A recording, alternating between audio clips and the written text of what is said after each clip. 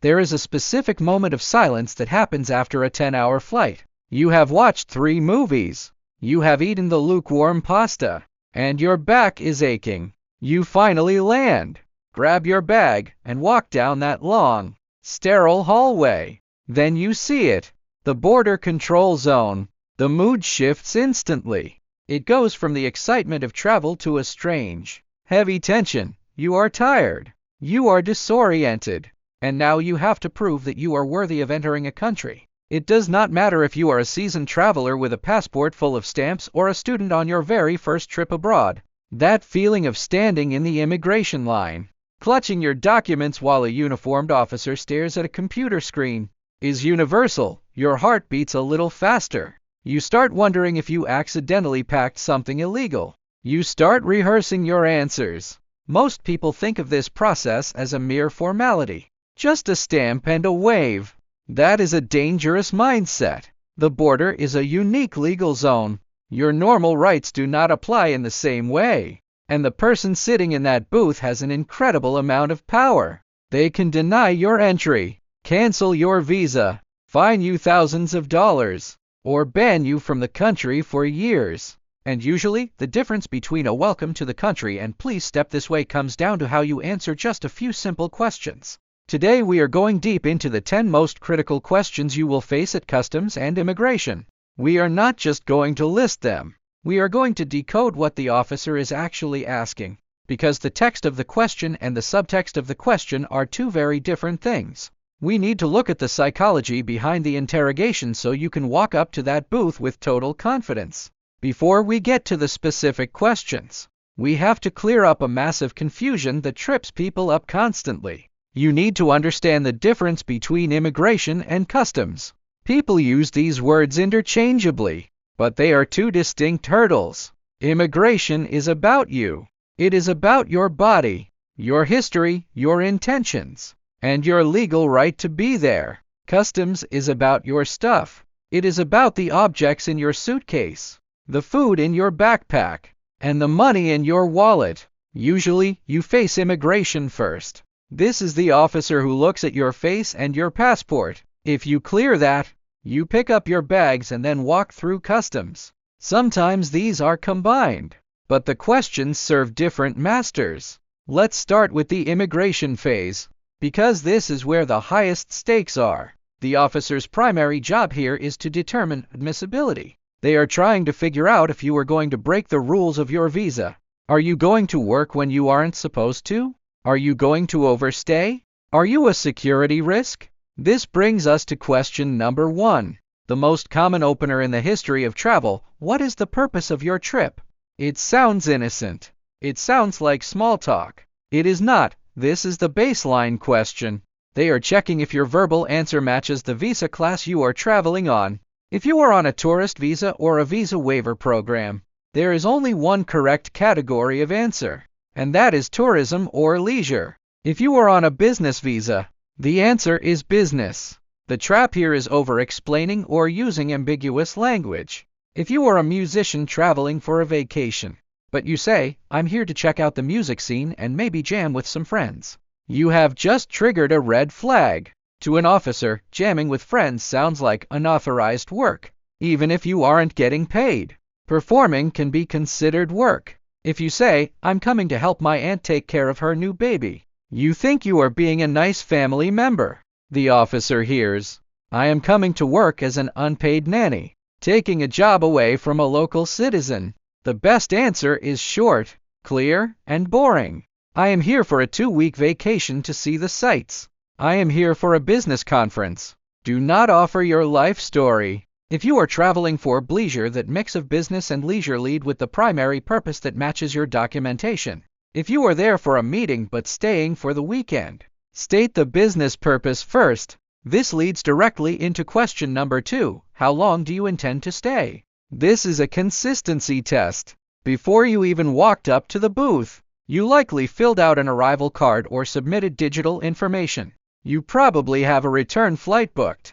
The officer is looking for a discrepancy. If you say a couple of months, but your return ticket is for 2 weeks from now, that is a problem. If you say 2 weeks, but you have no return ticket and 6 giant suitcases. That is a massive problem. The pain point here for many travelers is uncertainty. Maybe you are backpacking and you don't know when you want to leave. Border agents hate uncertainty. Uncertainty looks like a risk of overstaying. If you do not have a hard return date, you need to have a very convincing reason why, and you need to prove you have the funds to support yourself indefinitely. For 99% of travelers, the correct move is to know your exact return date. I am staying for 14 days, departing on the 25th. Precision builds trust. Question number 3 often catches people off guard because they didn't memorize their itinerary. Where will you be staying? A hotel is not an answer. With a friend is not an answer. They want specifics. They want to know that you have a plan. If you are staying at a hotel, you need to know the name of the hotel. If you are staying with a friend, you need their full address. Why do they care? Because people who plan to vanish into the country and work illegally usually don't have solid accommodation plans. They wing it. If you can't name your hotel, it suggests you might be destitute or lying. I always recommend having a printout or a screenshot of your hotel confirmation or your host's address readily available on your phone. Do not rely on having cell service when you land. If you fumble around for 5 minutes trying to load an email, you are wasting the officer's time and making yourself look disorganized and suspicious. Now, let's move to a question that makes a lot of legitimate travelers nervous. Question number 4. What do you do for a living? This feels personal. Why does the border guard care about your job back home? They aren't looking for career advice. They are looking for ties to the home country. This is the single most important concept in immigration law. To enter a foreign country as a visitor, you must prove that you have a compelling reason to leave. A steady job is the best reason to leave. If you say, I am a senior accountant at a firm I've been with for 5 years, the officer thinks, okay, this person has a career to get back to. They probably won't overstay. If you answer, I'm currently between jobs, or I'm a freelance digital nomad, the risk profile shoots up. A person with no job and a laptop can live anywhere. That makes you a high risk for illegal immigration. If you are unemployed or a student, you need to answer clearly about your status and perhaps pivot to other TIs you have home, like returning for a semester of school or family obligations. If you are a freelancer, emphasize your established client base back home, not your ability to work from anywhere. We are almost halfway through the list, and if you are finding this breakdown helpful, do me a quick favor and hit that like button. It helps the algorithm get this safety information to more travelers so they don't get stuck at the border. Question number 5 is tricky because it involves your wallet. How much money are you bringing with you? There is a Goldilocks zone for this answer. If you are visiting New York City for 2 weeks and you say you have $200, that is not enough. You cannot survive in an expensive city on that amount. The officer will assume you plan to work illegally to pay for your trip. On the flip side, if you say you are bringing $20,000 in cash, you have triggered money laundering protocols. We will talk about the specific legal limits on cash later when we get to customs. But from an immigration standpoint, they just want to see solvency. They want to know you can afford your trip. You don't need to carry cash. The best answer is often, I have $200 in cash, but I have access to my credit cards and savings accounts with a limit of X amount. This shows you are a modern, financially stable traveler. Question number 6 is the relationship trap. They might ask, who are you visiting? If you are visiting a romantic partner, this is the danger zone. If you say, I am visiting my boyfriend or my fiancé, the officer's alarm bells ring. Why? Because love makes people do irrational things, like overstaying visas to be with their partner. The officer suspects you might be trying to bypass the proper marriage visa process, which takes a long time and costs a lot of money. They think you are going to get married on this trip and just stay. If you are visiting a partner, you must be hyper-prepared to prove you are going home. Show the return ticket. Show the letter from your employer expecting you back. Be honest, never lie about the relationship, but understand that admitting to a serious romantic relationship in the destination country increases the burden of proof on you to show you are leaving. Question number 7 is about your history. Have you ever been to this country before? Or have you ever been denied entry to a country? Do not lie. I repeat, do not lie. Their computer screen shows your travel history. They likely already know the answer. They are testing your honesty. If you overstayed by 1 day 10 years ago and you say no, you have just committed visa fraud by lying to a federal officer. That turns a minor past mistake into a permanent ban. If you have a messy travel history, own it. Yes, I was here in 2018. If you were denied entry previously, you should probably have consulted an immigration lawyer before traveling again. But if you are there, tell the truth. Yes, I was denied entry 5 years ago due to incorrect paperwork. Lying is the fastest way to get sent home on the next plane. Now, we cross the invisible line from immigration to customs. You have been stamped in. You are legally allowed to enter. But now we have to talk about your stuff. Question number 8 seems silly but is vital for security. Did you pack this bag yourself? And is everything in this bag yours? This is the standard security question. But at customs, it has a twist. They are looking for mules. They are looking for people who were given a package by a friend of a friend to deliver. If you say, my cousin asked me to bring this sealed box of tea to his aunt, the officer is going to tear that box apart. If you are carrying items for other people, you are responsible for them. If that tea turns out to be drugs, you are the one going to jail, not your cousin. The rule of thumb for smart travelers: do not carry sealed packages for other people. If you do, inspect them yourself first. The correct answer should be, yes, I packed it myself and I know the contents of all my luggage. Question number 9 is where innocent tourists get fined the most. Are you bringing any food, plants, or animals? This is huge for countries like Australia, New Zealand, and the United States. They are terrified of biosecurity threats. One piece of fruit with a fruit fly larvae in it could devastate a country's agriculture industry. People try to hide food. They think, oh, it's just an apple from the plane. Or it's just some beef jerky from my grandma. Do not do this.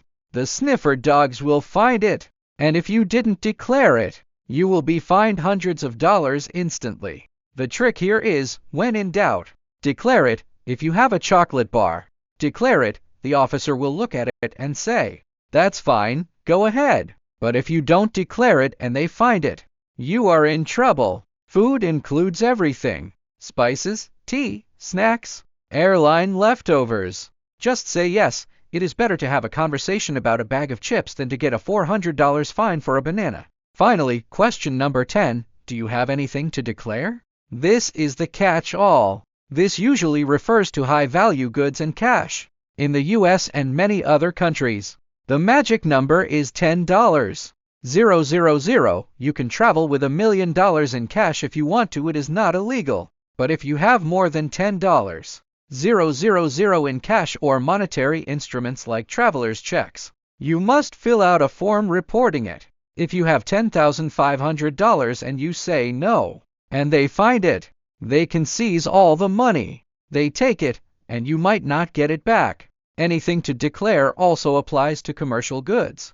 If you are a photographer bringing $50, 000 of cameras to sell, or if you bought a $5, 000 watch abroad and are bringing it home, you may owe tax on it. If you try to walk through the nothing to declare green lane with a suitcase full of new luxury purses to resell, you are smuggling. So, what happens if you answer one of these questions wrong? Or what if the officer just doesn't like your vibe? You get sent to secondary inspection. If the first officer marks your card or points you to a separate room, do not panic. Panic looks like guilt. Secondary inspection is just a deeper dive. They might dump your bag out. They might ask to see your phone. This brings up a massive modern issue: digital privacy. Can they search your phone? In many countries, at the border, the answer is yes. They can ask you to unlock your phone and laptop. They can look at your texts, your photos, and your social media. If you have text messages discussing how you plan to work illegally, you will be denied entry. If you have memes on your phone that are considered illegal in that country, you can be in serious trouble. For the average traveler, this isn't an issue. But if you value your privacy, or if you handle sensitive business data, the best practice is to travel with clean devices. Power them down completely before you reach the checkpoint. In some jurisdictions, you may not be legally compelled to provide a password, but refusing to do so will almost certainly result in them seizing the device and potentially denying you entry. It is a game of leverage, and at the border, they have all the leverage. Now, let's talk about the soft skills of the interview. It's not just what you say, it's how you say it. Body language matters. Eye contact is crucial. If you are looking at your feet, mumbling, or fidgeting, you look deceptive. Officers are trained to spot micro-expressions and signs of stress. Take off your sunglasses. Take off your hat. Remove your headphones. Put your phone away before you even get in line. Showing respect to the officer goes a long way. They are human beings doing a stressful, repetitive job. If you are polite, organized, and clear, you make their life easier, and they will make your life easier. There is also a concept called volunteering information. Don't do it. If they ask, "How long are you staying?" the answer is 2 weeks. The answer is not 2 weeks because my cat is sick at home and I need to get back, but I might stay longer if the weather is nice. Stop talking. When you keep talking, you give them threads to pull. You introduce new variables. Keep your answers limited to exactly what was asked. Let's recap the golden rules for surviving these 10 questions. 1. Know your visa status and ensure your purpose of trip matches it. 2. Have a specific return date and ticket. 3. Have the exact address of where you are staying. 4. Be able to prove you have a life to return to job, school. 5. Prove you have access to funds. 6. Be honest about relationships but emphasize your return. 7. Never lie about past criminal or immigration history. 8. Never carry items for others without inspecting them. 9. Declare all food. Seriously, all of it. 10. Declare cash over the limit $10,000 usually and high-value commercial goods. Travel is a privilege, not a right. The border is the gatekeeper. When you understand the logic behind these questions, you stop seeing them as personal attacks and start seeing them as a checklist. The officer has boxes to tick. Your job is to help them tick those boxes as quickly as possible so they can stamp that passport and you can start your adventure. You are now armed with the knowledge to breeze through the airport. But I know everyone has a story. I want to hear from you in the comments. Have you ever been pulled into the little room for secondary inspection? What was the craziest question an immigration officer ever asked you? I read every comment, so drop your story below. Stay safe, travel smart, and I'll see you in the next one.